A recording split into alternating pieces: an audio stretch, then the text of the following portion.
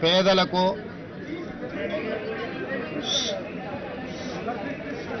అదేవిధంగా బహుజనులకు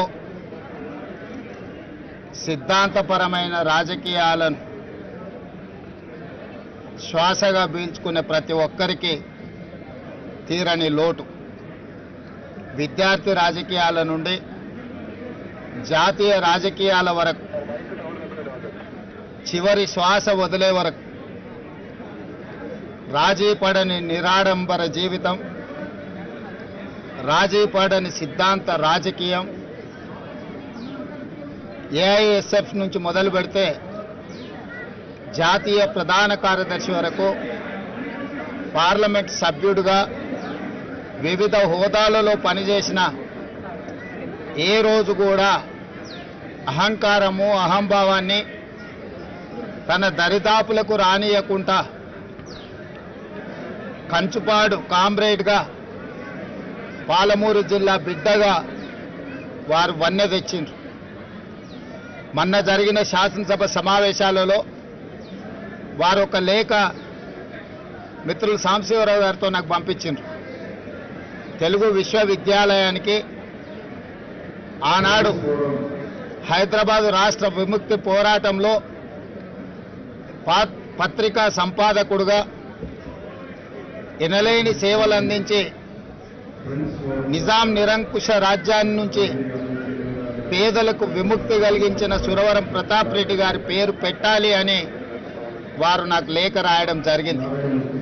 శాసనసభలో ఆ లేఖ నాకు అందించిన మరుక్షణం అక్కడికక్కడే సాంబశివరావు గారు ఇచ్చిన లేఖను సుధాకర్ రెడ్డి గారు చేసిన సూచన ప్రకారం తెలుగు విశ్వవిద్యాలయానికి తెలంగాణ ఆనాటి హైదరాబాద్ విముక్తి పోరాట యోధుడు సురవరం ప్రతాప్ రెడ్డి గారి పేరును పెట్టడం జరిగింది. తర్వాత వారితో వ్యక్తిగతంగా మాట్లాడి మిమ్మల్ని వచ్చి కలుస్తాను అని వారికి చెప్పాను. కొంత ఆలస్యమైంది. ఈ రకంగా కలుస్తానని నేను ఊహించలేదు. ఇది సిద్ధాంతపరమైన రాజకీయాలను ఆచరించే వాళ్లకు తీరని లోటు. కాంగ్రెస్ పార్టీ పక్షాన ముఖ్యంగా మా జిల్లా వాసిగా మా జిల్లాకే వన్నె తెచ్చిన ఒక గొప్ప నాయకుడు, ఆ జిల్లా నుంచి ఆనాడు బూరుగుల రామకృష్ణారావు గారు కావచ్చు, కీర్తిశేషులు జయపాల్ రెడ్డి గారు కావచ్చు, ఈనాడు సురవరం సుధాకర్ రెడ్డి గారు ఆ పాలమూరు జిల్లాకు వన్నె తెచ్చిండ్రు.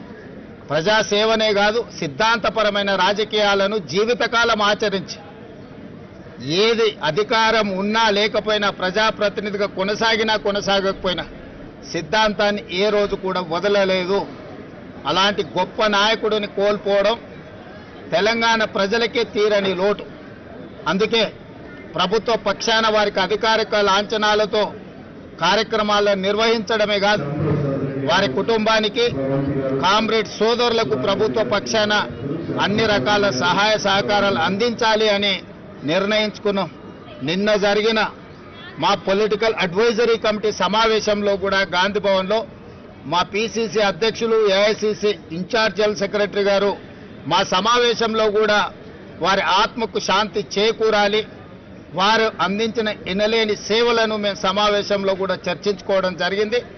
సమావేశంలో కాంగ్రెస్ పార్టీ సంపూర్ణంగా ఈరోజు తీర్మానం చేయడమే కాదు, మల్లికార్జున్ ఖర్గే గారు కూడా వారి సానుభూతిని ఆ కుటుంబాలకు అండగా నిలబడతామని సందేశాన్ని చెప్పండి అని చెప్పి నాకు సూచన చేసిండ్రు.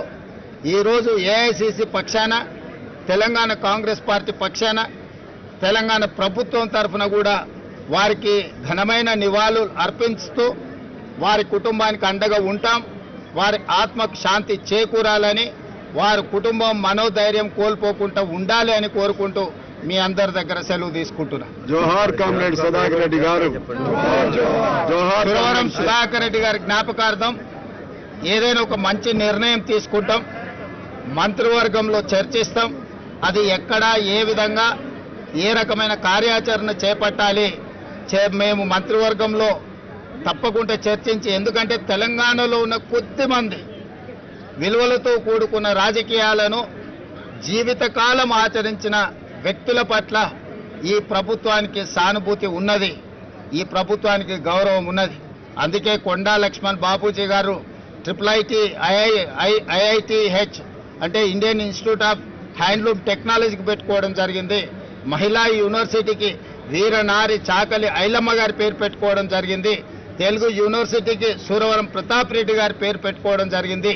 ఈ తెలంగాణ సమాజంలో ప్రజలకు ఆదర్శంగా నిలబడ్డ వ్యక్తులను జైపాల్ రెడ్డి గారి పేరును పాలమూరు రంగారెడ్డి ఎత్తిపోతలకు పెట్టుకోవడం జరిగింది. ప్రజా యుద్ధ నౌక గద్దర్ గారి పేరును చిరస్థాయిగా ఉండిపోయే విధంగా చర్యలు తీసుకోవడం జరిగింది.